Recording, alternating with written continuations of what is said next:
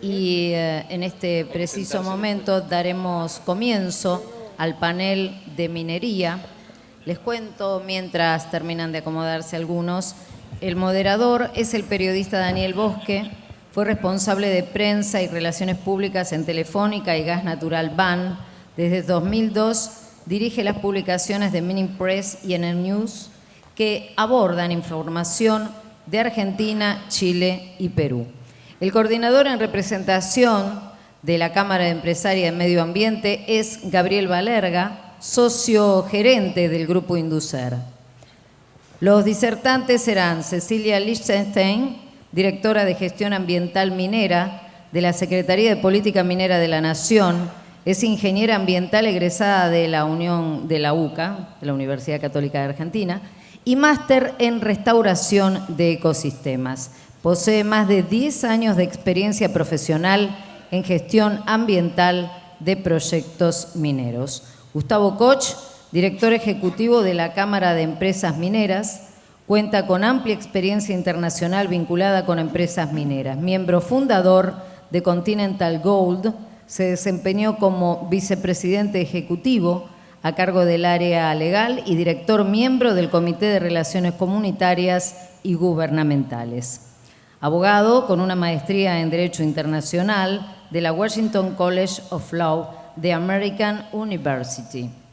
Roberto Gaspar Lencina Cairuz, geólogo en LIEX, Sociedad Anónima, se desempeña hace más de 30 años como docente e investigador de la Facultad de Ciencias Naturales de la Universidad Nacional de Tucumán. Tiene más de 25 años en el sector minero y lleva 11 años trabajando en empresas relacionadas al litio potasio en Argentina. En representación de Pan American Silver, el licenciado Luis Cabana, en Ciencias Biológicas, Facultad de Ciencias Exactas y Naturales de la Universidad de Buenos Aires, graduado con tesis de licenciatura, tiene más de 30 años de experiencia profesional en la dirección y ejecución de estudios ambientales y programa de gestión ambiental para proyectos de inversión, como grandes obras hidroeléctricas, usinas térmicas, parques eólicos, tendidos en alta tensión, oil and gas, minería e infraestructura. Coordinador de estudios ambientales para la margen argentina del estudio del impacto ambiental de los aprovechamientos hidráulicos, Garabi y Panambí en la cuenca alta del río Uruguay, un proyecto binacional Brasil-Argentina. Damos comienzo entonces a este panel dedicado a la minería. Hola, hola, hola. Bueno, buen día. Bueno, gracias a SEMA por invitar a un periodista a moderar. Siempre una curiosidad estar acá y no allá. Y sobre todo de estar convocado para un tema que es el maridaje obligado en minería y medio ambiente, cuando la gente piensa en la minería y en países como la Argentina fundamentalmente piensa en el compromiso medioambiental. Y como la Argentina ya ha tenido algunos bautismos conocidos, como por ejemplo lo que pasó en Veladero en San Juan, entonces son cuestiones que pasan de la teoría a la práctica, y como el mundo es global también, yo quería abrir el fuego con esto, porque todos ustedes saben que pasó una cosa muy importante, muy cruenta en la minería mundial, que ha sido el famoso derrame, el relave de Brumadinho, en Minas Gerais. Entonces, yo quería preguntarle, por ejemplo, a Cecilia, la representante de la Secretaría de Política Minera, este revulsivo, ¿en qué manera ha impactado en los controles? Que es una pregunta que yo después quiero trasladar también al sector privado, porque sin duda todos hemos tomado nota de las cosas que están pasando y que pueden pasar. Bueno, en primer lugar quiero agradecer al SEMA por la invitación, a la UCA por recibirnos y volver a los orígenes, porque yo estudié acá. Tomo la pregunta. todo el sector minero, todos los que estamos involucrados, fue un llamado de atención a revisar cómo hacemos las cosas, a revisar cómo diseñamos los diques de colas, cómo se aprueban, cómo se monitorean. Y en ese sentido nosotros estamos trabajando en coordinación con el COFEMIN, que es la instancia donde las provincias, que son los que aprueban, evalúan y aprueban los proyectos, controlan los diques de colas, y estamos trabajando en traer las mejores prácticas y aprender de los errores que hubo en Brasil para no cometerlos nosotros acá y estar preparados y tener, tanto en todas las etapas del trabajo con los diques de colas, tener un mejor diseño, una mejor construcción, un mejor control y un plan de contingencia y emergencia para estar preparados a lo que queremos que no pase. Esa es la línea de trabajo. Gustavo Koch. Bueno, muchas gracias por la oportunidad. Una situación que en definitiva generó una reacción de la industria en su momento, porque fue a partir de un incidente similar que se empezaron a trabajar en mejores prácticas, así como la industria química tuvo sus problemas y empezó a generar una serie de herramientas para gerenciar correctamente los riesgos relativos a esa industria. Bueno, a partir de una situación similar, no tan desastrosa, es que se crearon los protocolos para generar mejores prácticas en ese sentido. Yo sé, Daniel, que esto lo conoces y yo lo reitero, pero es importante. Nosotros desde el año 2016 que estamos trabajando con nuestros asociados en la adopción de este sistema de protocolos que nos permite no solamente establecer la mejor tecnología de punta para poder controlar correctamente este tipo de situaciones, sino también para mejorar. Desde la Cámara estamos absolutamente comprometidos con la aplicación de nuestras mejores prácticas, nuevamente, para evitar, en Argentina al menos, situaciones similares. Gustavo, hay una cuestión que yo se las he preguntado en privado, ustedes me las han respondido, pero quisiera que acá compartirla con el público. CAEM hace tiempo que está implementando este modelo canadiense hacia la minería sustentable, ¿cierto? Que es una cuestión de un programa de buenas prácticas como condición de membresía. Pero ¿qué pasa con una minera que de repente está involucrada en eventos desgraciados o en incumplimientos de estándares? ¿Cuál es la condición o los parámetros que mueve la Cámara Argentina de Empresarios Mineros con respecto a situaciones de este tipo? Buena pregunta, Daniel. Y en este sentido, lo primero que quiero decir es que a partir de este tipo de situaciones es que adoptamos como obligatoria la necesidad para quien esté asociado a la Cámara de adoptar estos principios.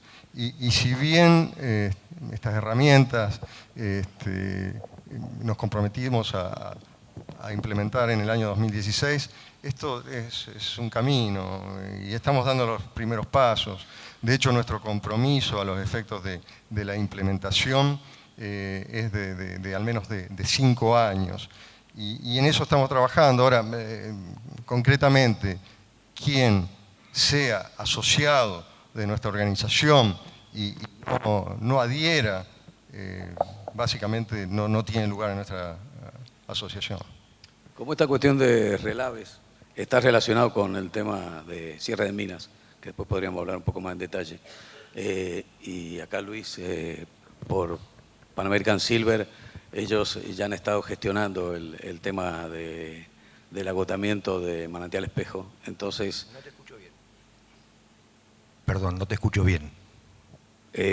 Hablaba de Manantial Espejo. ¿Se escucha ahí? Ahora sí. Sí. Te decía que el tema de relaves está relacionado con el tema de cierre de minas. La vez pasada nosotros estuvimos en Manantial Espejo y nos estuvieron mostrando cómo es el tema de la remediación. En un escenario tan especial como es el macizo del Deseado, ¿por qué no nos cuentas cuáles los parámetros que ustedes están manejando para la remediación ambiental? Bueno, primero gracias por participar de esta reunión. La aclaración que debo hacer es necesaria. Yo vine a esta reunión como consultor ambiental que está trabajando para American Silver, pero no estoy trabajando en Manantial Espejo, o sea, no estoy desvinculado de esa obra. Lo que puedo sí responder es a la pregunta anterior que habías hecho respecto de los sucesos acaecidos en Brasil. Y lo que voy a comentar no tiene que ver solamente con la industria minera, sino con todos los grandes proyectos de infraestructura en general. Ustedes saben que, como me presentaron hace muchos años, que estoy trabajando para grandes proyectos de inversión de todo tipo, incluso en energías renovables, energía térmica, grandes obras hidroeléctricas, etc. Una cosa que he visto a esta altura es que mucho riesgo ambiental o social se define en la etapa de diseño del proyecto. ¿Qué es lo que pasa? Nosotros hablamos de la necesidad de que existan buenas prácticas, políticas ambientales, responsabilidad social empresaria, etc. Todo eso es necesario, pero no es suficiente. La pregunta es, para cada alineamiento general de ese tipo, establecer el cómo, el cuándo, el con qué. En definitiva, definir la escala de trabajo y de análisis. La minimización de los riesgos ambientales en cualquier proyecto tiene que ver con toda la estructura de responsabilidades dentro de la empresa y va desde el presidente de la compañía hasta el último operario, los cuales tienen que tener internalizado el riesgo de la cosa con la que están trabajando. Yo he visto en una gran cantidad de proyectos, por ejemplo, justificar cierto tipo de instalaciones, no hablo de minería, hablo en general, justificar la ubicación de cierto tipo de instalaciones apoyándose en sesudos cálculos hidráulicos respecto de la lluvia de tormenta, etc. Pero ¿qué pasa? Cuando uno analiza la serie de datos con los cuales se hizo el cálculo de la recurrencia de la lluvia, etc., encuentra que tiene muchas falencias, con lo cual el rango de incertidumbre con la que se maneja el resultado es muy amplio y no se dice. Entonces, a la vista de mi experiencia en un montón de proyectos, yo creo que el paso que hay que dar es en definir con mayor precisión el cómo, el cuándo y el con qué debe aplicarse la gestión ambiental.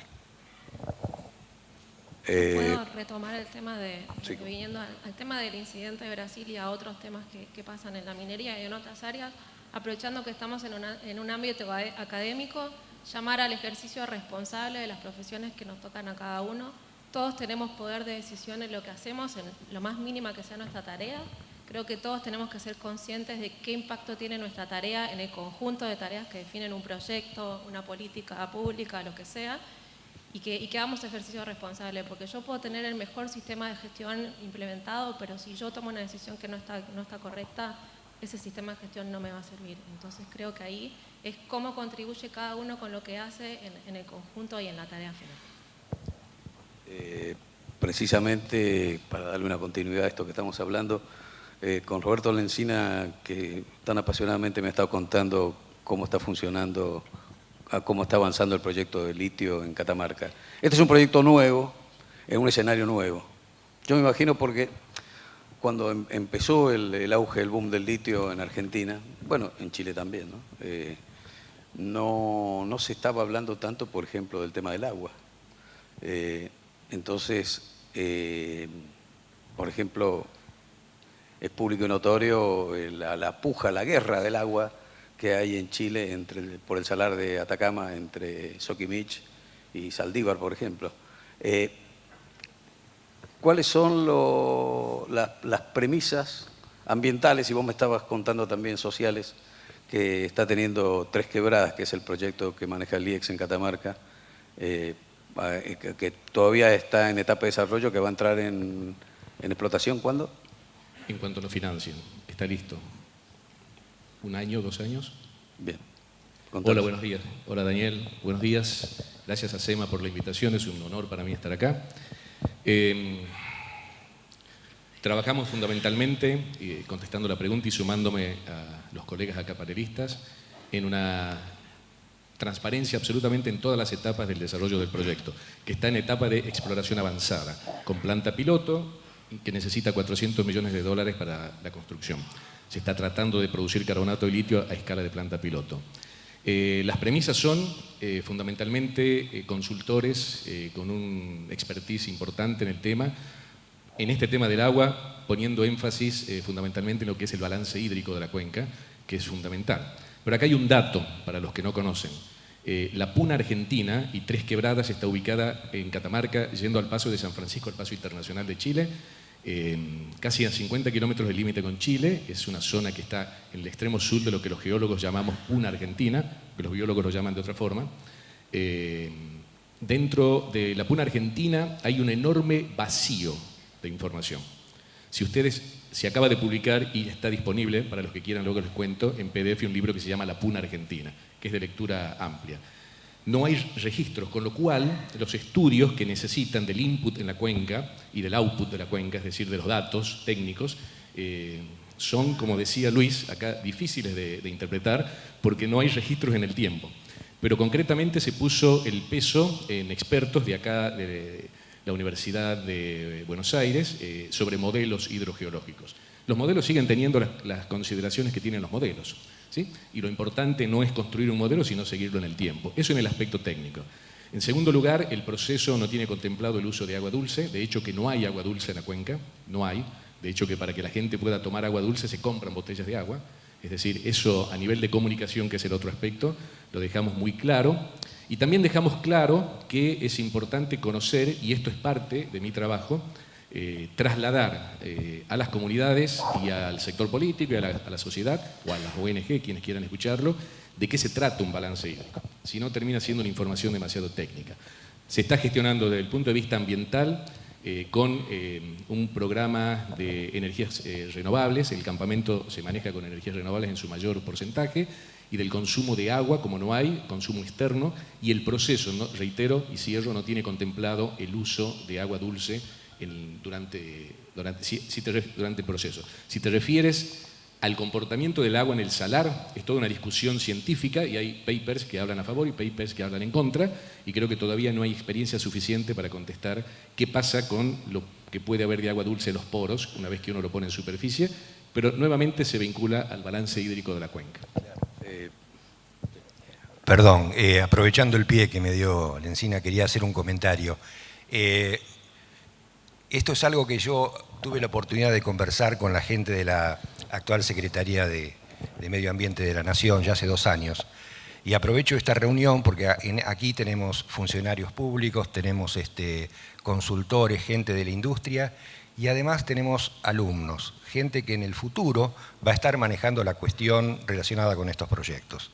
Y en aquel momento yo les decía, en Argentina los proyectos de inversión grandes tienen una larga gestación. Los proyectos mineros, proyectos hidroeléctricos, proyectos viales, desde que se piensan hasta que se ejecutan, pasan muchos años. Y muchas veces sucede que cuando llega el momento de la concreción de la obra, hay que hacer los estudios y no hay información. Entonces, ¿por qué no se puede articular a nivel del Estado una vinculación entre distintos ministerios? Por ejemplo, el Ministerio de Economía, el Ministerio de Energía, Minería, el Ministerio de Educación, las universidades, lo que quieran, para orientar estudios a esas zonas de manera tal que se pueda constituir una mínima base de datos que permite identificar cuáles son las principales vulnerabilidades de cada sector. Eso va a ahorrar mucho dinero porque al momento de pensar el proyecto, ya en la etapa de diseño, se puede saber qué partes del proyecto son viables o no, o cuáles habría que ajustar. Yo creo que esto es una oportunidad, porque incluso se pueden orientar becas y formar equipos de trabajo para estudiar distintos lugares de la Argentina, donde más temprano que tarde se va a hacer alguna obra.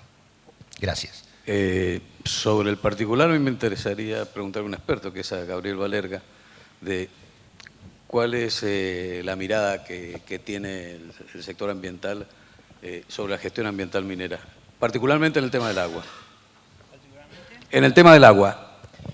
La verdad que estando del lado del mostrador de las empresas que brindamos apoyo y servicios a la minería, nos encontramos con múltiples problemas.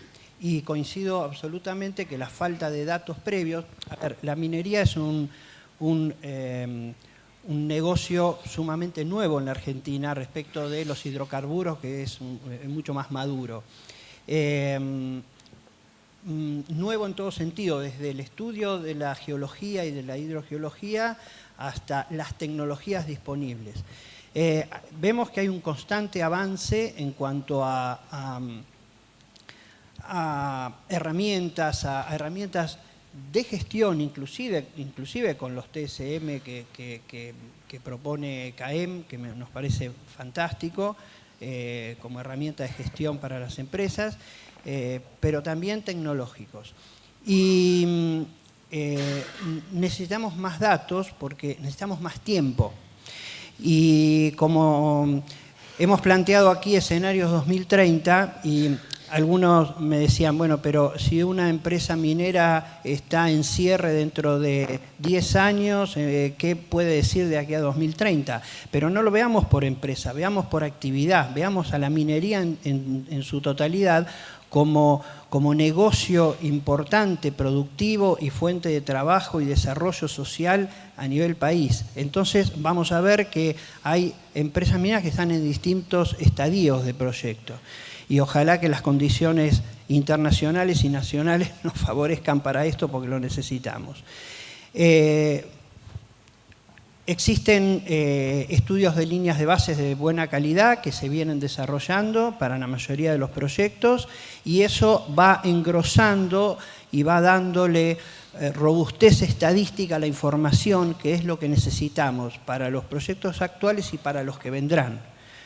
Así que todo esto está en absoluto pleno desarrollo de incorporación de información permanente. Si me permitís, Daniel, perdón, ¿no? Especialmente para los asistentes, quiero que sepan que la información de línea base ambiental, el estudio de impacto ambiental para la etapa de exploración y explotación, está disponible porque es información pública. Pero aparte, ustedes pueden acceder al libro de la PUNA Argentina, donde van a ver el monitoreo que se está haciendo. El IEX ha contratado, por ejemplo, investigadores de CONICET de primer nivel para trabajar sobre microbialitos. Entonces, para generar áreas protegidas dentro del salar. Por ejemplo, se ha trabajado con gente de la Universidad de Buenos Aires en el balance hídrico, está esa información disponible y se están monitoreando las vegas, que seguramente a alguno le está dando vuelta en la cabeza este tema. Entonces, sí se ha detectado un descenso en los niveles de las lagunas, no en la laguna de Tres Quebradas, sino hacia el sur, sin embargo lo tomamos en cuenta y está, dicho no por nosotros, sino por los investigadores del CONICET del Instituto de Ecología Regional, vinculado directamente al cambio climático. Y tiene que ver con 1 o 2 centímetros anuales. Sin embargo, eso es información para monitorear en el tiempo. Toda esa información las pongo a disposición de ustedes para que, como se decía en la presentación, se discuta con argumentos, con ciencia y con datos concretos. Gracias. Bien. Bueno, inevitablemente caemos en un leitmotiv de la minería argentina, que es la Constitución del 94, dijo que los recursos son provinciales. La antiminería es un fenómeno global que se desenvuelve mucho en los centros de decisión. La justicia federal ha actuado y está actuando sobre casos sonados, ¿cierto? El más reciente es el fallo de la Corte por las distintas presentaciones que hubo de las mineras con respecto a glaciares, pero también con respecto al derrame de Veladero. Es decir, comienzan a haber zonas grises en las cuales la minería, visto por este océano de poca profundidad que es el periodismo, comienza a estar rezagada y reactiva con respecto a las problemáticas que se le van planteando. Entonces, esta dispersión de información, por ejemplo, lo que preguntamos los periodistas frecuentemente, ¿por qué la Argentina no puede tener un relevamiento del agua, un inventario ¿no? Porque si uno va a San Juan, sacan de un pendrive y dicen, acá tienes el mejor relevamiento, que no lo tiene nadie, porque la minería tiene ese también, que suele no ser transparente, ¿no? Lo tengo, pero no te lo muestro. Y si uno va a Chubut, un día aparece, no, pero nunca te había contado que hay un acuífero que lo descubrimos precisamente sondeando las posibilidades de Navidad. Entonces, Cecilia, vos que tienes este pulso del COFEMIL de hoy, por ejemplo, ¿dónde comienza un nuevo círculo virtuoso donde se pueda ir hacia un estándar de información que la comunidad y la política, sobre todo, puedan tener eso como un corpus? Nosotros estamos trabajando en la centralización de la información y la digitalización. Esto va por etapas porque nos encantaría hacer todo junto. Yo viniendo del otro lado del sector, sé que se genera mucha información que hoy no está puesta en valor como corresponde, pero atrás de todo esto también hay temas administrativos y legales que hay que resolver antes de pasar a un dato en una página. Estamos trabajando ahora con el catastro y la idea que tenemos es ir avanzando hacia otras áreas para que cada provincia nos pueda reportar los datos que tiene. Y acá entramos en la complejidad de que no todas las provincias están igual paradas, entonces tenemos que darle soporte a las provincias que no tienen tanto fortaleza institucional para tener estos datos, para manejarlo, y que la minería no es solamente la minería de los grandes proyectos. Entonces, si yo le quiero dar un dato del agua, le va a tener que dar el dato del agua, de la minería grande metalífera, de las pequeñas canteras, de todos. Entonces, es ser responsables en qué dato damos y qué abarca y tratar de que los datos sean lo más representativos posibles. Entonces, en esa discusión estamos y en eso estamos trabajando. Estamos trabajando en el desarrollo de un sistema de indicadores de sostenibilidad minera y estamos trabajando en colaboración con la CEPAL.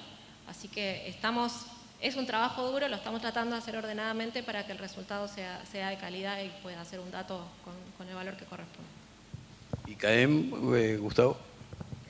Estaba comentando un poquito recién respecto de que hemos cometido errores y evidentemente eso es así y generalmente esto tiene que ver un poco con la génesis de los proyectos, ¿no es cierto? Y cómo empieza todo esto. Y a lo mejor hay un geólogo que está básicamente tomando muestras cerca de una comunidad y empieza a hablar y se entusiasma y con el correr del tiempo se generan expectativas y bueno, ese geólogo después desaparece y viene otra compañía y después otra y otra y al final del día, si ese proyecto se cristaliza, resulta que tenemos unas expectativas que no coinciden.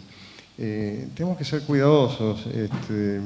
¿Y cuál es lo que la gente en general piensa de la minería argentina? Bueno, no le voy a dar ideas porque todo el mundo sabe lo que la gente en general piensa de la minería. Pero, a ver, nosotros lo medimos y resulta que hay una gran preocupación en general por el tema del agua, por ejemplo. Hay una gran preocupación por aspectos económicos, cómo contribuimos o no, pero lo que es recurrente y lo que está en primer y segundo lugar absolutamente todo el tiempo es el tema del control.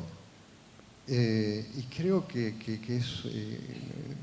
hay que hacer énfasis en la necesidad de que necesitamos controles estrictos.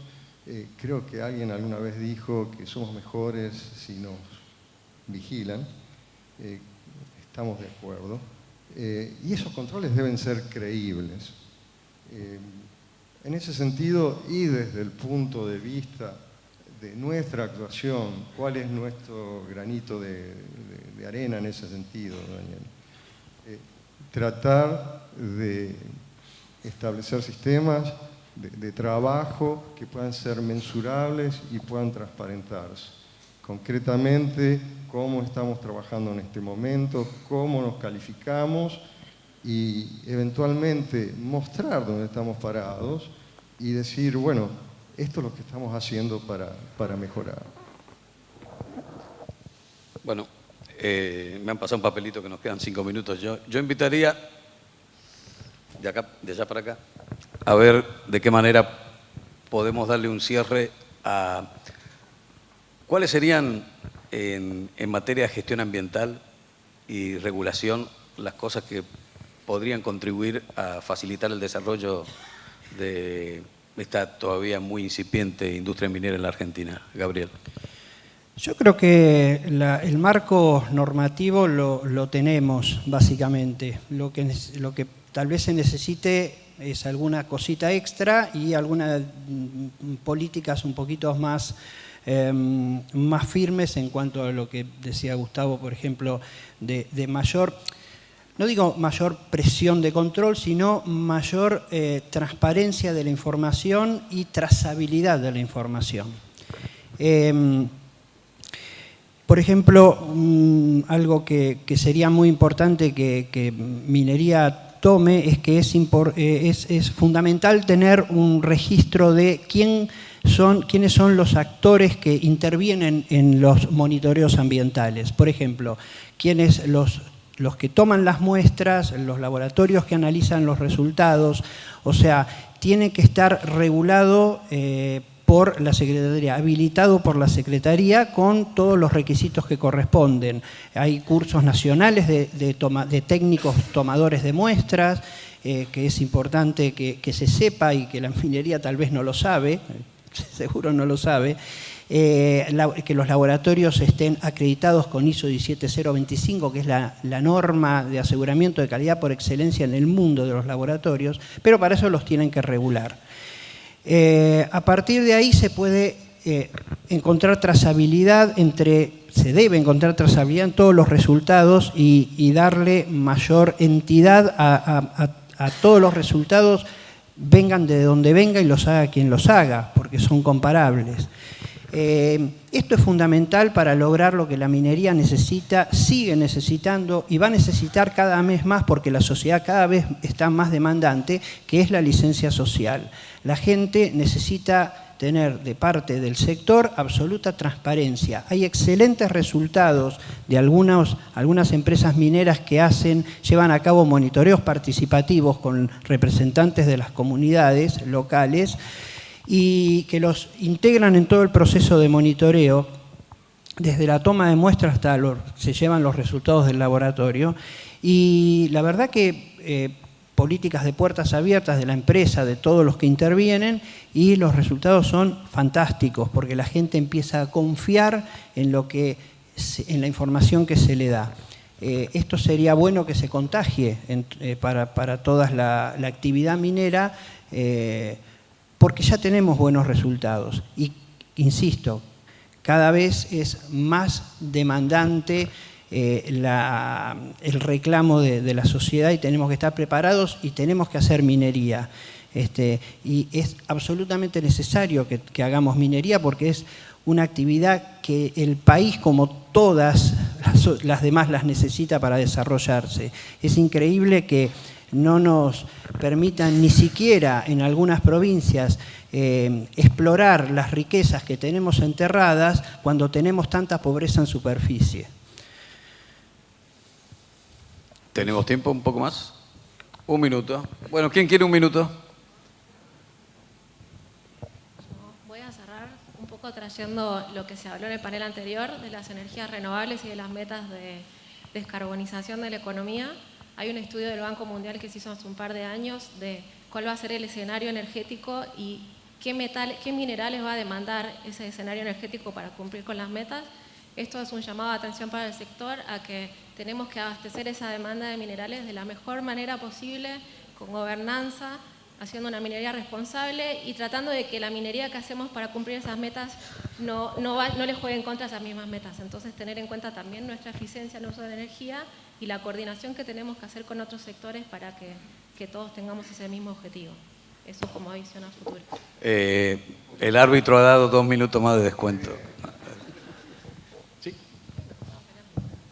Básicamente creo que en Argentina tenemos que empezar a tratar temas importantes con mayor madurez, Daniel. Básicamente lo que tenemos que tener es un diálogo fecundo, un diálogo donde podamos tomar decisiones y que las decisiones sean básicamente plasmadas en acciones. De vuelta, tenemos un impacto inmenso en las comunidades donde operamos. No podemos empezar nuestro trabajo el día anterior. Tenemos que empezarlo con años de anticipación. Tenemos que poder comunicar correctamente cuáles van a ser los impactos y qué va a pasar el día después de que se termine la actividad minera como tal. En tal sentido, es interesante cómo muchas veces vamos a regiones, hablamos, le comentamos todo lo que vamos a hacer y la gente dice, ¿y cuando se vayan qué? Tenemos que empezar a trabajar correctamente en el diálogo, ese es mi mensaje. Sí, último minuto. Bueno, gracias. Desde el IEX hemos comenzado este camino desde el día cero, justamente porque está fundado sobre geólogos de prospección, el grupo, y conocemos y venimos trabajando en licencia social desde muchísimos años atrás, muchos, comunidades aborígenes en la Puna, por ejemplo. El diálogo y la transparencia han sido objeto de visitas, incluso de grupos antimineros, de periodistas nacionales, de medios nacionales al proyecto, sin que nadie les diga nada. La transparencia se hace carne en el IEX y la comunicación. Y finalmente, mi mensaje es la minería tiene hacia el 2030 un desafío enorme, que es tomar la responsabilidad de manera seria, como se dijo en el panel de presentación, los distintos escenarios, los distintos actores, perdón. Personalmente creo que el sector minero necesita comunidades fuertes y muy bien informadas. Es el reaseguro de nuestros proyectos. Entonces tenemos que apostar por las comunidades. El agua es más valiosa que el oro, pero la persona es más valiosa que el agua. Entonces el centro de las operaciones tiene que estar en la persona, o en las personas, me tiene que importar el otro. El otro sector es el sector político, hay que hacer docencia con el sector político porque muchas veces no se entiende el ciclo minero y el negocio minero. Hay un enorme desafío para las empresas para mejorar sus prácticas y asumir este desafío, pero con mucha responsabilidad. Entonces, eso significa debates, que se dijo al principio. Y finalmente, el desafío que tienen esta universidad y todas las universidades del país, que lo expresé en un pequeño artículo que pude escribir, sobre los cambios curriculares necesarios, que lo dijo Cecilia acá, para formar profesionales que hoy necesitan estas herramientas vinculadas a la licencia social y a la responsabilidad social. Estoy disponible luego para los que quieran conversar sobre el proceso del IEX, que está basado en la transparencia y en el diálogo transformativo. Muy amables. Luis, ahora sí, lo último. Bueno, muchas gracias por el plus de tiempo. Yo quería cerrar con un par de ideas. La primera es que, en mi opinión, nosotros tenemos un país enormemente rico en recursos minerales. Por otro lado, la sociedad demanda estos recursos, los necesita para prosperar, para mejorar su calidad de vida, etcétera. Con lo cual, en mi opinión, la minería se va a desarrollar más temprano que tarde en la Argentina. El tiempo va a depender de una serie de factores. Vos preguntabas antes, ¿qué podemos hacer? ¿Qué se puede hacer para mejorar la relación con la sociedad y que esto a su vez permita que los proyectos se desarrollen? Yo creo que el conflicto social relacionado con la minería, por poner un nombre, existe, hay que atenderlo y bienvenido es. ¿Por qué? Porque si eso no existiera, no estaría puesta como está la temática ambiental sobre la mesa. O sea, ese conflicto, esa demanda de la sociedad es importante para estar alertas y para trabajar mejor. Ahora, independientemente de todas las acciones que hemos hecho hasta ahora en cuanto a la comunicación y demás, que son muy buenas, estamos fallando en algo y por eso se mantiene todavía cierta reticencia frente a la industria. Como alguien ha dicho, hay una cuestión actual que es que la verdad está un poco devaluada. O sea, uno detecta en la gente del lugar donde se va a desarrollar cualquier proyecto, puede ser un hidroeléctrico, una minera, un gasoducto, lo que ustedes quieran, que descreen de la información que uno les da. En definitiva, la gente se posiciona en un punto donde dice, me están tirando fruta, o sea, me están diciendo cualquier cosa, o me están diciendo aquello que me pueden decir. En este contexto pasa lo siguiente. Tenemos una sociedad local cercana al proyecto que demanda información porque ellos dicen, nosotros no negamos el progreso, queremos vivir mejor, queremos que nuestros hijos se eduquen, queremos pasar a otro estatus. Pero no tenemos información. Y esta sociedad está en el medio de un tironeo que se da desde el sector industrial, que le dice que el proyecto es fantástico, que no hay ningún problema.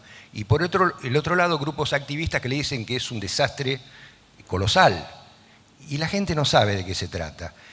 Para mí lo que hay que hacer es un esfuerzo importante en dar información veraz, en un lenguaje adecuado a la gente y responder correctamente respecto de los beneficios y los problemas que el proyecto puede tener y atenderlos. Una vez que se gane nuevamente esa credibilidad, yo creo que todo va a funcionar mejor. Bien. Muchas gracias por todo. Aquí cerramos y yo les voy a hacer el comentario de periodista inevitable, ¿no? Si no, después me echan acá del trabajo.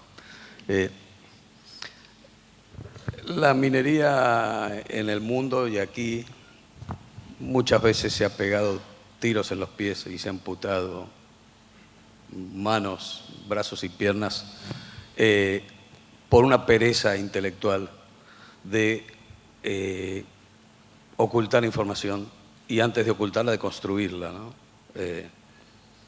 Lo comparo, por ejemplo, con algo tan inmediato como es el petróleo, ¿no? Ese primo hermano que son los hidrocarburos, donde hay permanentemente foros de intercambio intelectual. Eso ha servido para lo bueno y para lo malo. Para lo bueno es porque el secreto es importante, ¿no? A la hora de la acumulación de capital y de intereses empresarios. Lo malo es que cuando suceden cosas, la minería está indefensa. Entonces, hoy no se entiende la minería en el mundo. No la entienden los inversores, los políticos, las finanzas, los gobiernos, sin esa dosis importante de esfuerzo intelectual y transparencia, lo cual incluye esencialmente la gestión ambiental. Me parece que ese es el gran desafío en un país que tiene muchos recursos, que es mucha potencia y poco acto por el momento. Y me parece que ese es el deber que tiene que hacer tanto el sector público y privado en la Argentina. Bueno, muchísimas gracias, Emma, y gracias a todos ustedes. Les pedimos con este cálido aplauso al panel minero que la verdad nos han dado muchísima información, verdaderamente. Continuamos entonces en esta convención organizada por la Cámara Empresaria de Medio Ambiente. Ahora pasaremos al panel rápidamente de industria manufacturera.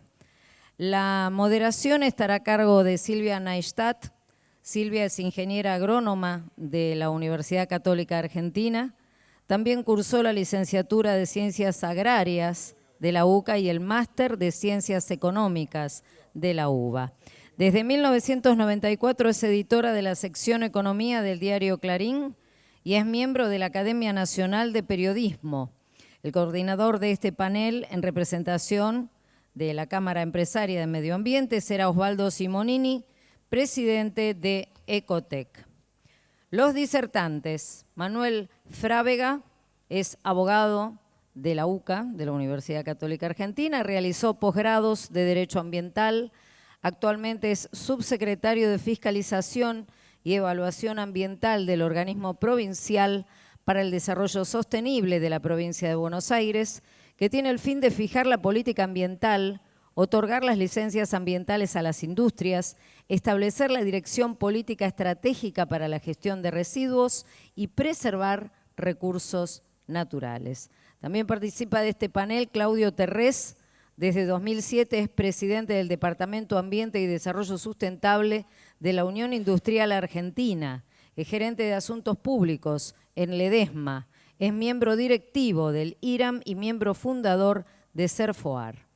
También estará participando Claudio Gabriel Sokoliski, es el actual gerente del Desarrollo Estratégico Corporativo Regional del Grupo Limpiolux.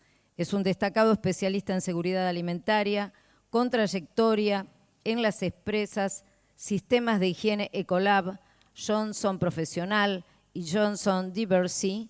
Es miembro activo de Red Alimentaria y participó en diversas exposiciones, liderando temáticas relacionadas con la inocuidad alimentaria, los procesos para su aseguramiento y las dinámicas operativas para prácticas exitosas. También participa Horacio Martino, ingeniero industrial, experto en economía circular para Cono Sur, para Tetra Pak, Argentina, Chile, Uruguay y Paraguay. Es ingeniero industrial, anteriormente gerente de Clasificar, planta de separación de residuos, experto en productividad y mejora continua en Fiat, Peugeot y consultor de procesos en Operation Consulting. A las 13 horas, después de este panel, estaremos dando un pequeño receso. Queremos reiterar la invitación entonces a participar de las actividades de la Aula Magna de la Facultad. Damos comienzo de esta manera al panel, entonces, como decíamos, precisamente de industria manufacturera. Hola, buenos días a todos. Mi nombre es Osvaldo Simonini, yo en representación de la SEMA y de sus asociados le quiero dar la bienvenida y agradecerle en primer lugar a los participantes que tenemos aquí en el panel y a todos ustedes como participantes desde el punto de vista de la recepción de las ideas que aquí vamos a tratar de desarrollar. Este es un panel en donde trataremos de exponer a través de experiencias, casos y visiones de los participantes cuál es nuestra visión del medio ambiente en la Argentina de aquí a los próximos 10 años. Teniendo esa visión estratégica, trataremos de desarrollar o de encauzar las experiencias de cada uno. Tenemos representación de los organismos de control a través de Manuel Frávega, de las cámaras empresariales como la UIA, nuestra propia cámara, y participación privada de casos de implementación de nuevas tecnologías y de nuevos conceptos que pensamos que tienen que ser aplicados a futuro desde el punto de vista de nuestros invitados de la industria privada. Bueno, espero que esto sea una presentación a la altura de las anteriores, que han sido muy buenas, yo las escuché y realmente quedé gratamente sorprendido. Así que bueno, Silvia Neistat, que es nuestra periodista invitada, agradecido también a ti por la presencia, nos va a ir haciendo conversar un poco.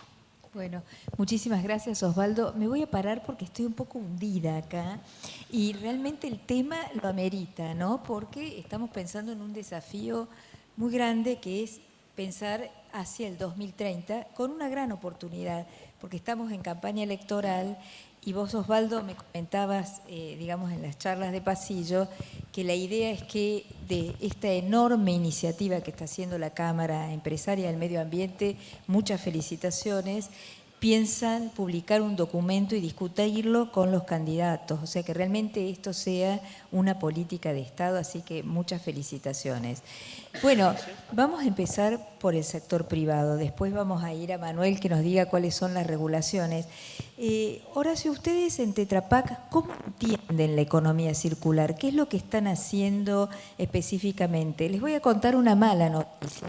Una encuesta del CIPEC y de la UIA, que se va a conocer este fin de semana, revela que solo el 6% de las empresas en la Argentina son verdaderamente innovadoras y aplican políticas de respeto al medio ambiente. Creo que Tetra Pak está entre ellas, así que contanos, por favor. Gracias, Silvia. Buenos días a todos. Muchas gracias por la invitación. Economía circular, como ustedes saben, es un concepto que vino para quedarse. O sea, las nuevas generaciones realmente exigen y desafían a la industria a que cada día seamos más responsables y efectivamente hagamos cosas por el medio ambiente. En economía circular en particular estamos trabajando más fuerte en desarrollar soluciones de reciclaje que permitan, nosotros llamamos economía circular open loop, que permitan desarrollar una nueva vida para los envases. O sea, un envase, en Argentina ya se están haciendo, por ejemplo, unas placas estilo aglomerado más con estas placas mobiliario escolar. Entonces, si un envase después de usado puede ser un mueble para un chico y además podemos evitar que madera que ha sido comprada, digamos, sin conocer la fuente, sea, digamos, se evite el uso, realmente sería genial porque desde economía circular lo que estamos pretendiendo es no cambiar el concepto fuertemente de consumir y tirar por consumir, obviamente lo menos posible. Ecodiseño es muy importante, estamos trabajando muchos temas aún para eliminar barreras como el aluminio, digamos, que son extractivas, y darle con economía circular una nueva vida al envase, por ejemplo, pupitres, chapas de techo, etc. Estamos acelerando fuertemente estos procesos que vinieron para quedarse ya, ¿no? Más residuos. Muy bien. Carlos, ustedes desde Limpio Lux, ¿cómo entienden la innovación?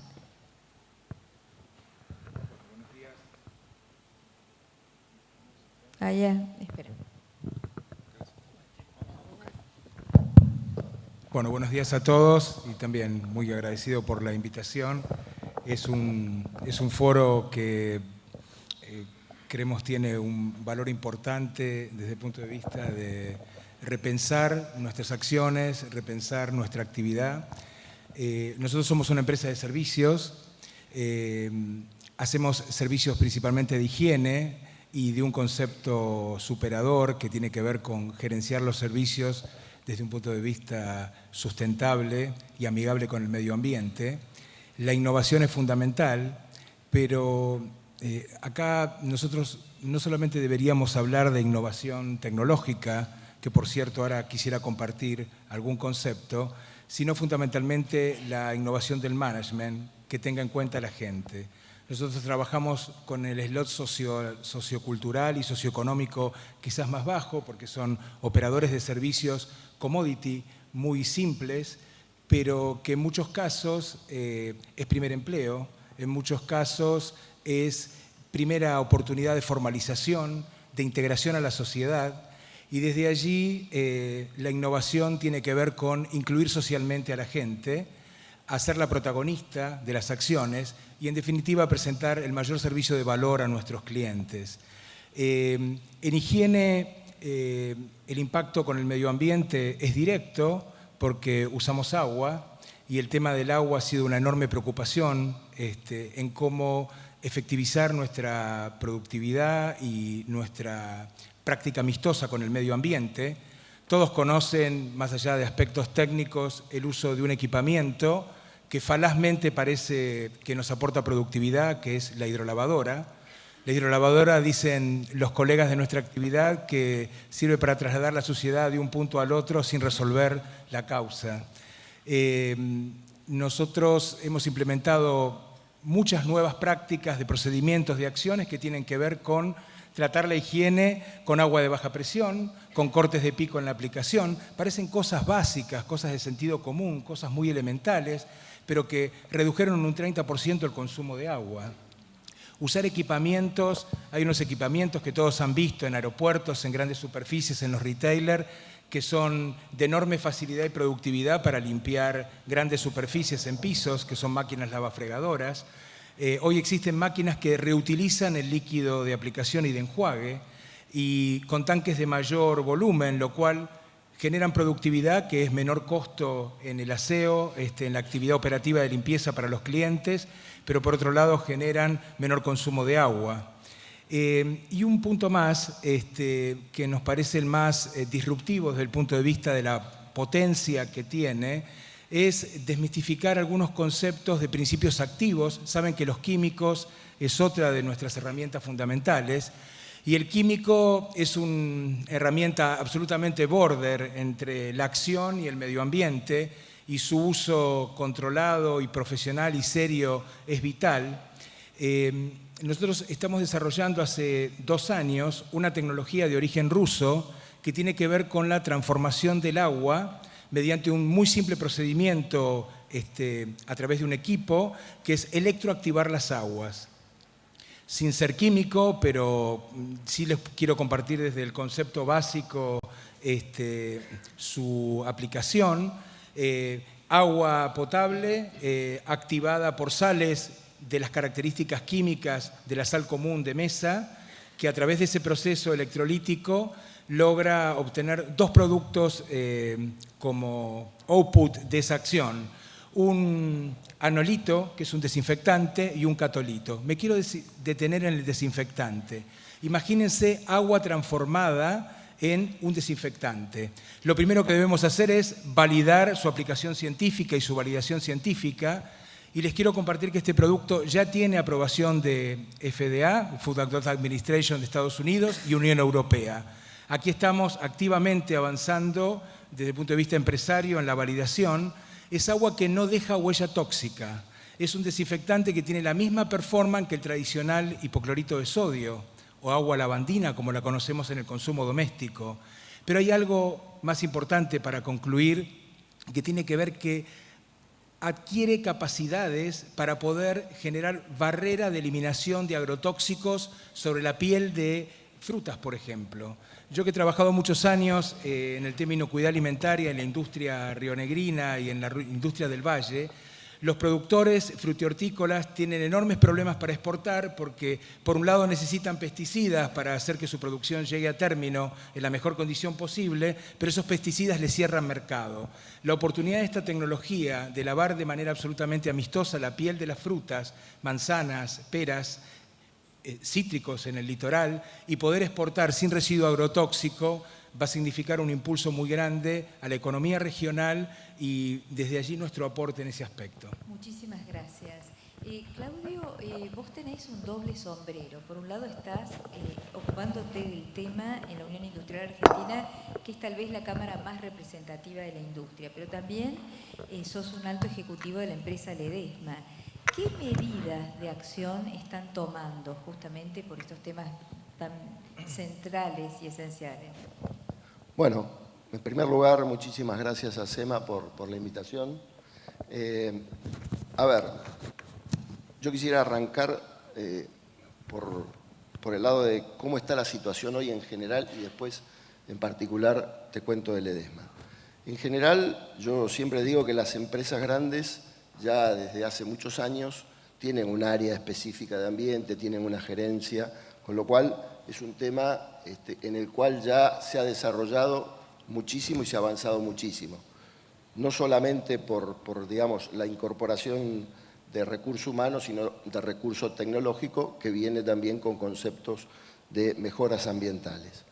El gran tema para nosotros de la Unión Industrial es llevar a las pymes a que incorporen el concepto ambiental y la conducta ambiental como un tema fundamental. Sobre todo desde la base del concepto de que la gran empresa es de alguna manera auditora de su proveedor y el proveedor del proveedor. Entonces, creo que a partir de ese trabajo que ya lleva varios años, se ha mejorado muchísimo la situación general de la industria. Por supuesto que queda muchísimo por hacer, por supuesto que así como hay empresas que no cumplen con las normas tributarias, tampoco cumplen con las normas ambientales, pero digamos, eso, no por eso uno tiene que insistir y trabajar respecto a este tema. En el caso de Ledesma, nosotros ya hace muchos años que tenemos una dirección específica de medio ambiente. Ledesma es una empresa que tiene 110 años y en los 110 años siempre tuvo una visión ambiental. De hecho, hace casi 50 años donó un parque nacional, el Parque Nacional Calilegua, que son 70.000 hectáreas de bosques nativos, que son una esponja de retención de agua para todas las yungas en el norte argentino. Esto fue desde el ADN un tema que siempre le preocupó a la compañía. No obstante, nosotros ya llevamos, por ejemplo, más de 15 años de inventario de gases de efecto invernadero, en donde hemos detectado cuáles son las fuentes de generación de dióxido de carbono o de metano o de algún otro de los gases de efecto invernadero, y estamos trabajando concretamente en la reducción de esos gases. De hecho, en los últimos 5 años hemos logrado una reducción del 15%. Básicamente con 2 o 3 proyectos, pero el principal es la generación de energía a partir de renovables. La compañía usa caña de azúcar para producir el azúcar, el papel, el alcohol, biocombustibles, etcétera, pero esa biomasa que quedaba en el campo no se aprovechaba, con lo cual la central termoeléctrica que tiene la empresa para abastecer de toda la energía al complejo agroindustrial tenía una matriz energética basada en el gas. Ese gas hoy, el 50% del gas ha sido reemplazado por biomasa, con lo cual el 50%, o sea, 25 megas de los 50 que utiliza la agroindustria en el norte de Ledesma vienen a partir de la generación de energía de biomasa. Esto, me parece, es un ejemplo y creo que muchas empresas han trabajado en esa línea, Silvia. Creo que muchos ya, yo recuerdo en el año 94 empezó el tema ambiental con la modificación de la Constitución, que se incorporó el artículo 41 y el 124. Recién en el año 2002 empezamos a tener leyes ambientales que después los especialistas nos pueden dar mayor detalle, pero las empresas lo incorporaron el tema ambiental no hace mucho tiempo y sin embargo ha crecido mucho. Hoy por hoy las áreas comerciales nos exigen a las áreas de medio ambiente que le demos herramientas para mejorar los productos, para que sean más amigables con el medio ambiente. Y eso se ve, no solamente lo veo yo en mi compañía, sino lo veo en otras empresas, que están todos preocupados por lanzar un producto que sea más amigable con el medio ambiente. Con lo cual te diría, el tema está instalado, solamente es cuestión de tiempo para que estos aspectos vayan en una mejora continua. Muchísimas gracias. Manuel, la provincia de Buenos Aires es, el grueso del Producto Bruto Industrial de la Argentina. ¿Qué políticas públicas hay para justamente impulsar más la economía circular, el respeto del medio ambiente, que las empresas tengan licencia social? ¿Qué tipo de regulaciones lo están estimulando? Bueno, buen día y muchas gracias a la SEMA por la invitación a este importante e interesante evento. En representación de OPDS, pero también acá está presente el director ejecutivo de OPDS. Estamos muy contentos de poder participar activamente. Concretamente, desde el punto de vista regulatorio, en la provincia de Buenos Aires, en primer lugar, quisiera remarcar un especial énfasis de la gobernadora y de Rodrigo Aybar para alentar normas claras y cumplibles, que era algo que no teníamos o que nosotros teníamos una visión bastante crítica de algunas leyes, de algunos decretos y fundamentalmente de muchas resoluciones, porque la verdad que por un lado si tenemos normas confusas, normas no reglamentadas, normas hiperexigentes o sobreexigentes, copiando estándares nórdicos o suizos cuando nada tiene que ver con la provincia de Buenos Aires o la República Argentina, esos estándares, la verdad que después al fin del día ni la industria ni el Estado las pueden cumplir. La industria no las puede cumplir y el Estado no las puede hacer cumplir. Entonces, desde el punto de vista general, hay un especial énfasis trabajando en términos generales desde el punto de vista de la normativa ambiental en reacomodar, en reglamentar y en promover normativa clara y cumplible y que aporte valor al medio ambiente de la provincia. Por un lado, la protección del medio ambiente, pero por otro lado, al fomento del desarrollo sostenible.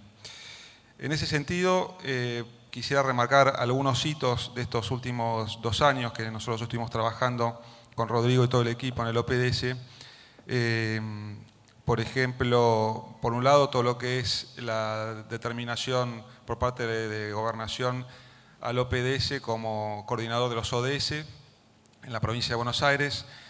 Por otro lado, una modificación que se logró hacer el año pasado en la legislatura bonaerense a la ley 11.459, que es la ley de habilitación ambiental de las industrias, una modificación al artículo 11 que nos permite justamente simplificar los trámites, dar claridad y transparencia a todo el desarrollo de trámites del OPDS, que justamente era algo que desde que asumimos veíamos que había un fuerte reclamo de la administración y puertas adentro del Estado también, de que el OPDS no respondía en tiempo y forma. Y lo mismo hemos hecho con todo lo que es la regulación de una ley que es muy importante en la provincia, pionera, que es la ley 11.723 del año 95, la Ley General del Ambiente de la provincia, que llamativamente del año 95 no estaba reglamentada. Entonces, un poco como decíamos antes, si tenemos normas pero no están reglamentadas, después cada caso que nos llega es toda una obra de ingeniería y de traje a medida para cada caso que nos llega, y eso significa mucho tiempo, muchas horas hombre para dar respuesta acertada a cada caso, y lejos estamos de promover el desarrollo sostenible, sino que estamos focalizados en resolver múltiples problemáticas que nos llegan sin ningún instrumento ni criterio normativo que nos permita justamente responder a las inquietudes y al desarrollo de la provincia. Entonces hay un muy fuerte trabajo de reglamentación, lo mismo hemos hecho con el decreto de emisiones gaseosas y calidad de aire de la provincia de Buenos Aires, con el decreto de la gobernadora 1074 del 2018, es un decreto que viene a reemplazar otro decreto del año 96, donde básicamente se establecen nuevos parámetros de calidad de aire más exigentes conforme a los estándares, por ejemplo, de Estados Unidos. Una norma que yo decía que seguía criterios nórdicos, que fue muy polémica en la provincia de Buenos Aires, fue la de PCB del año 2002, que nosotros también tuvimos el gusto de racionalizar mediante la resolución 376. Pero quisiera hacer un especial énfasis también a un proyecto de ley que estamos impulsando, que está próximo a presentarse en la legislatura y que hemos presentado justamente hace un año en esta casa, en la UCA, con un evento que organizó el OPDS con jueces, fiscales, juzgados de faltas de la provincia de Buenos Aires, de la Corte Suprema de Provincia de Buenos Aires también, y que invitamos a una jueza de Estados Unidos, de la EPA de Estados Unidos, la Agencia de Protección Ambiental de Estados Unidos, y ahí presentamos un proyecto muy interesante que es el Código Procesal de Faltas Ambientales.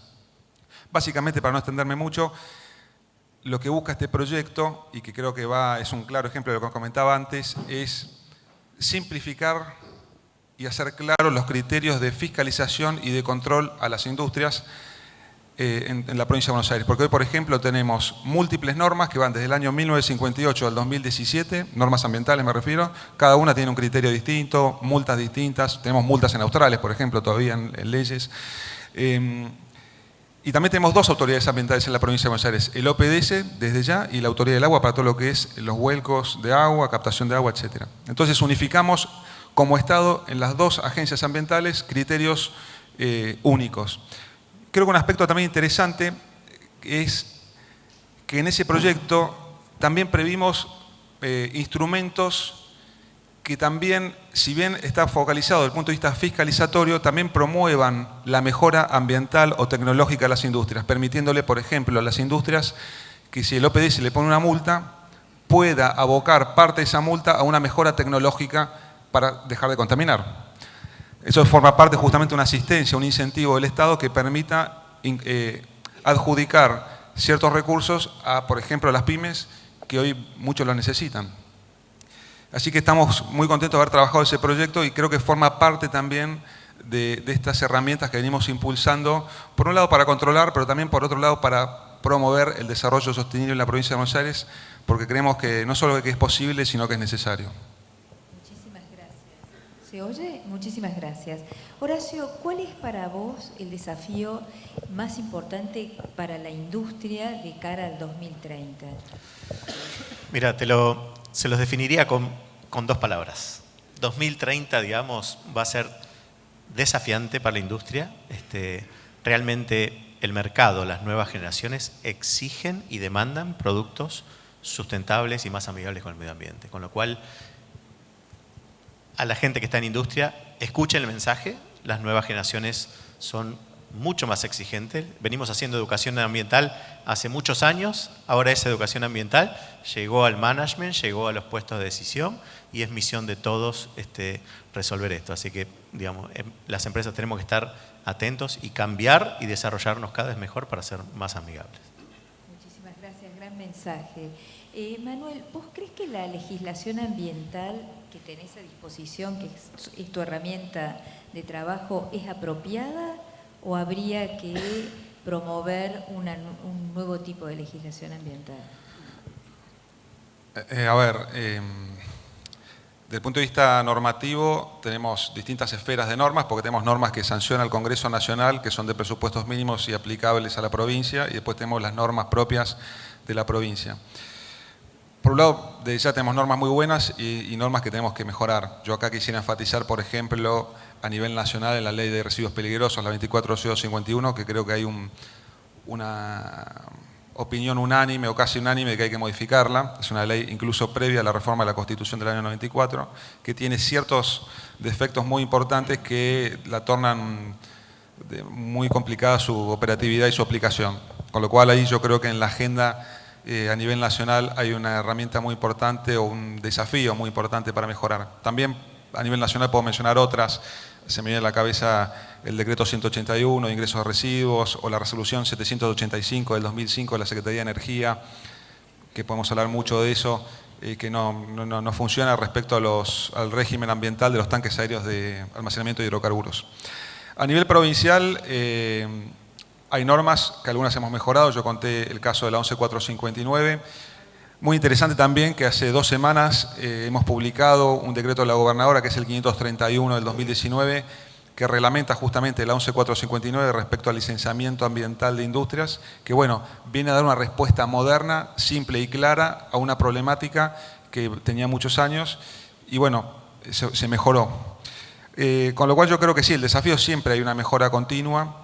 En la provincia de Buenos Aires puntualmente lo que vemos es que tuvimos, por ejemplo, a nivel de leyes y decretos, muchas normas muy condensadas a los principios mediados de los 90 que después nunca se revisaron, Entonces tenemos muchas normas con criterios viejos, muy burocráticos, hoy hay que revisar con criterios muy, nosotros siempre decimos del siglo XIX, muy burocráticos, y hoy estamos en el siglo XXI, necesitamos migrar al expediente digital, a la transparencia, a la información pública ambiental, a la agilidad.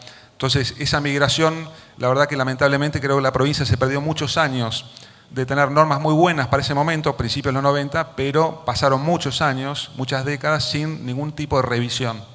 Eso se está haciendo progresivamente, lo estamos haciendo progresivamente en la provincia de Buenos Aires. Y a nivel resoluciones, que dependen del OPDS, también se han mejorado mucho, siempre con este foco de claridad.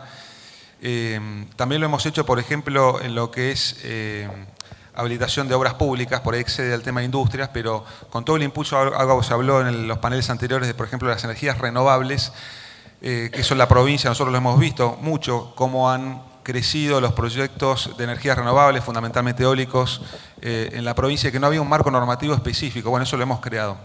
Con lo cual, yo creo que el desafío como sociedad, como bonaerenses, es no dejarnos estar décadas sin revisar nuestras normas. Tenemos que ayornarnos, siempre tiene que haber una mejora continua y no pueden pasar 2 décadas sin revisar nuestras normas. Y tenemos que seguir desde ya los criterios internacionales, creo que sirven, pero no necesariamente hay que copiarlos y pegarlos. A veces se emociona mucho seguir siempre a la Unión Europea o a Suiza o a Noruega, pero también creo que tenemos que ver y estudiar los casos próximos, Uruguay, Brasil, Chile, México, también Estados Unidos. Eso lo hacemos mucho y tenemos un especial énfasis en el equipo de OPDS de también ver y estudiar el marco normativo comparado, empezando por los más próximos y después por los más desarrollados.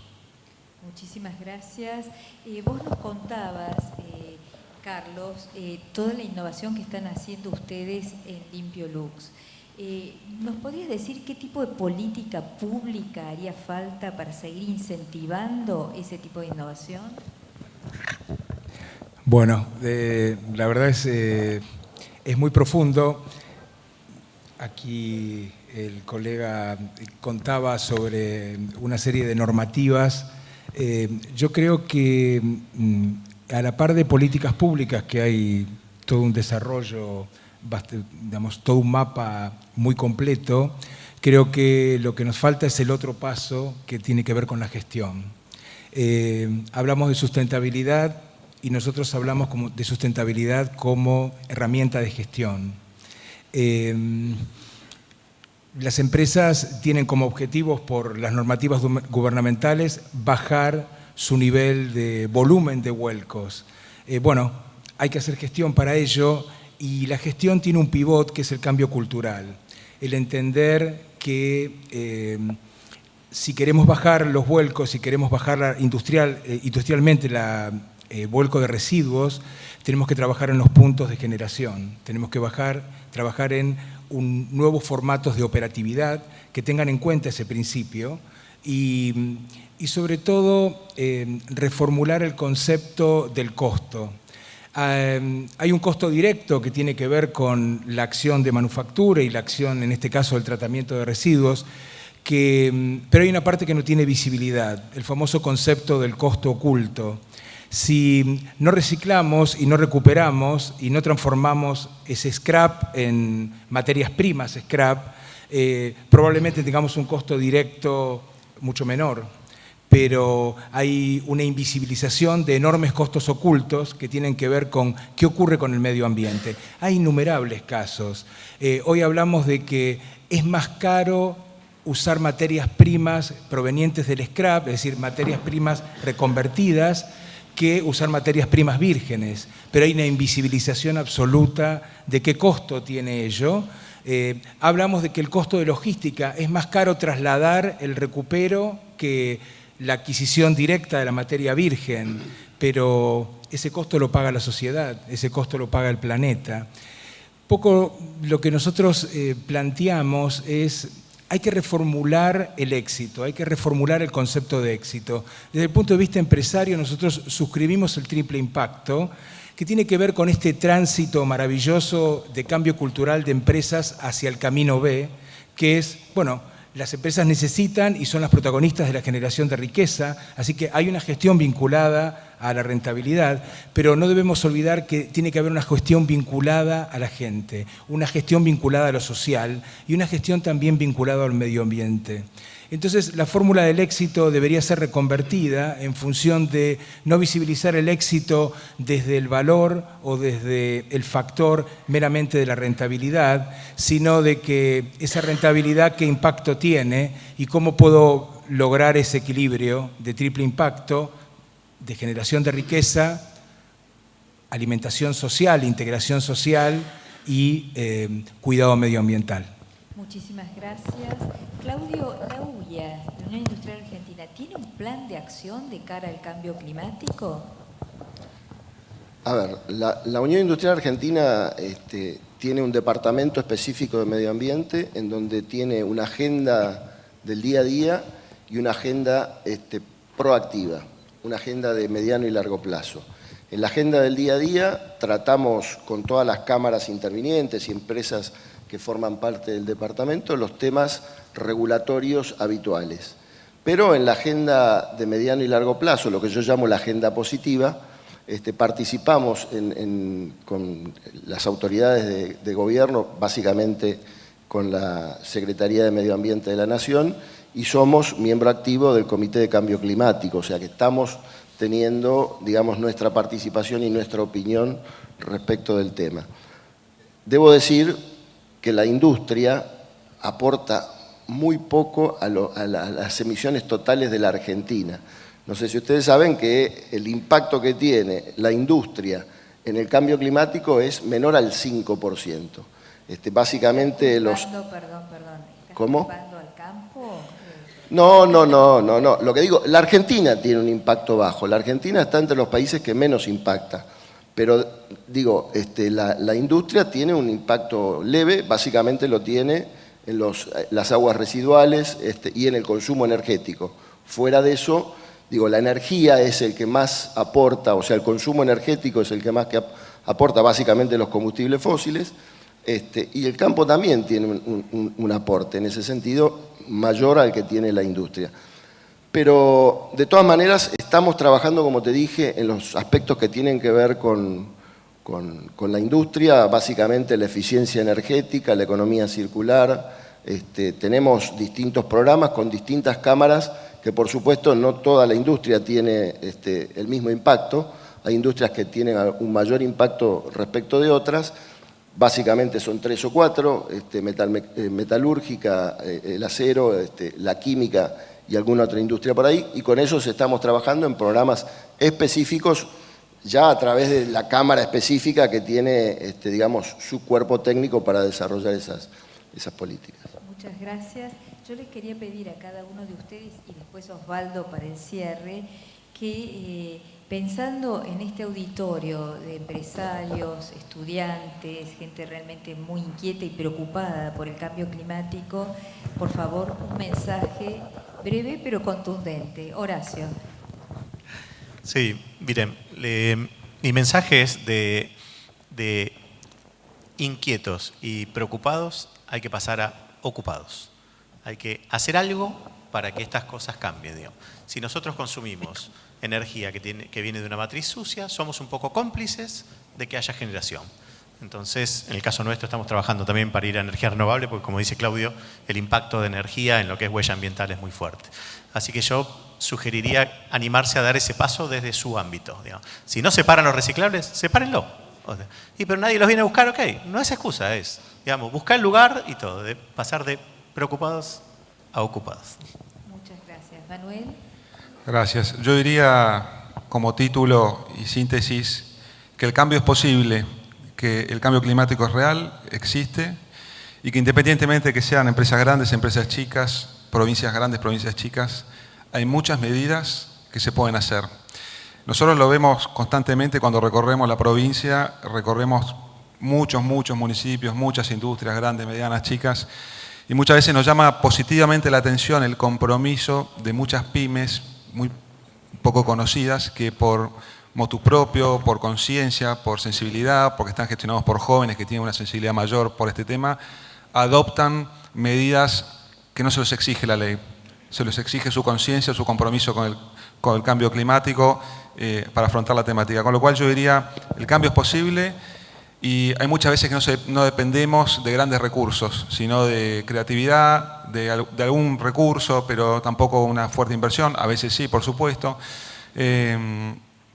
Pero realmente es posible y el desarrollo sostenible también es posible y creo que la provincia, Buenos Aires y la Argentina lo necesitan y creo que estamos entendiendo progresivamente el mensaje y el desafío. Creo que hay un enorme desafío para que la política pública tome también conciencia y protagonismo con este tema.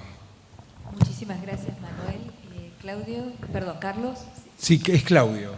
Claudio, pero vos sabés que, perdón a todos, pero había visto en la pantalla que decía Carlos, o sea, tenemos dos tocayos. Claudio, adelante, perdón. Claudio, bueno, nosotros tenemos como propósito empresario, siendo una empresa de higiene y de facility, transformar la comunidad con servicios sustentables.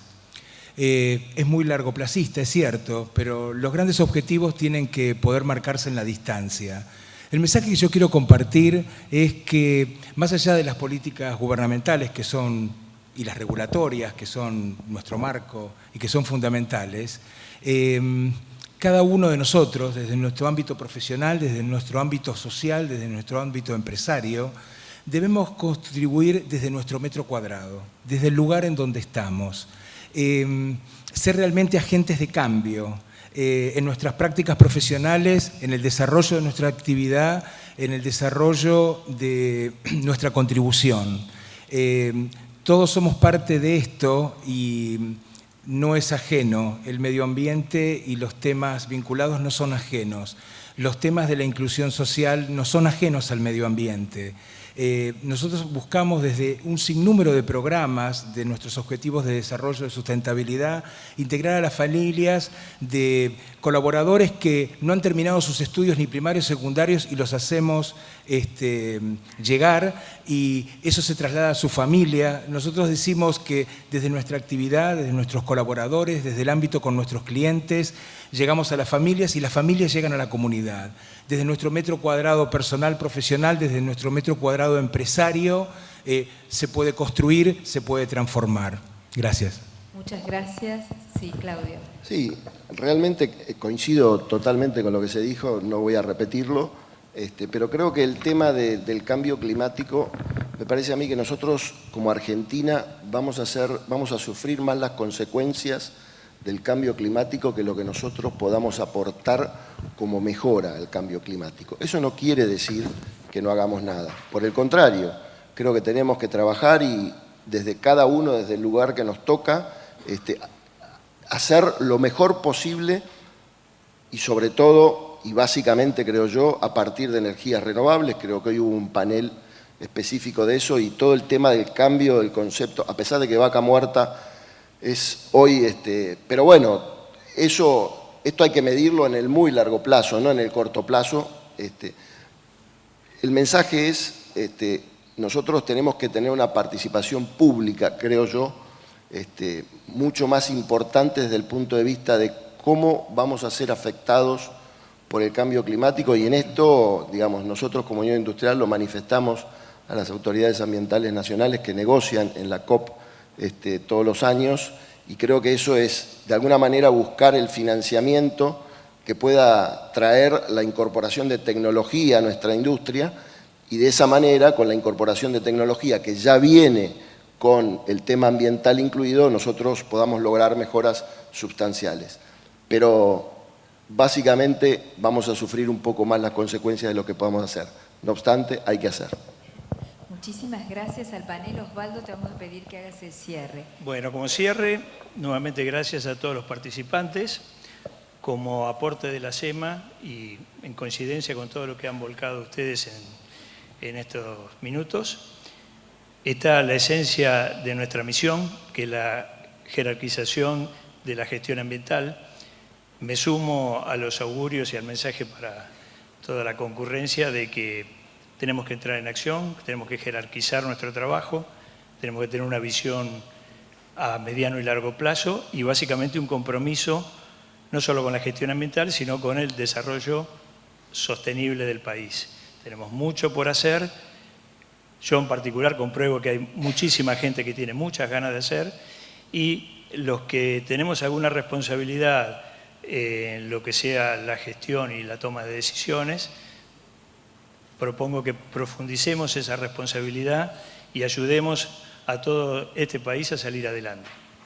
Muchísimas gracias a todos.